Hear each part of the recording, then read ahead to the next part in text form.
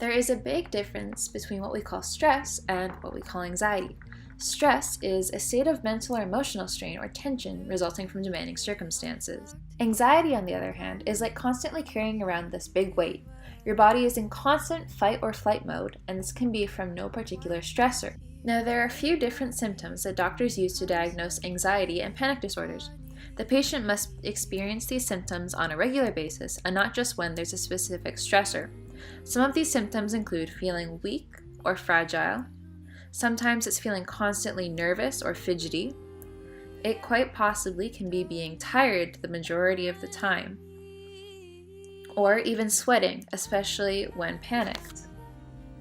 The patient may also experience a sense of trouble falling asleep or staying asleep during the night. This could possibly be a sense of impending danger, a sense of impending panic, or sometimes even doom. Now, there are a few different regions that deal with anxiety in the brain, one of them being the amygdala and the second being the hippocampus. Researchers believe that there are two parts of your brain: the cognitive brain, which contains the frontal lobe, where sensations and thoughts come together, and the second part of the brain, the emotional brain. This half deals with the amygdala, which is basically the communication hub of your brain. Now, it isn't uncommon knowledge that our brains are like a muscle and they need to be worked out like one.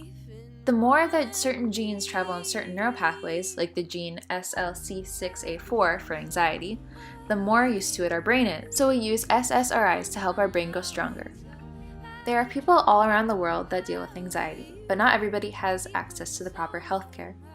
As far as 1 in 13 people deal with anxiety, which is 18% of the general population.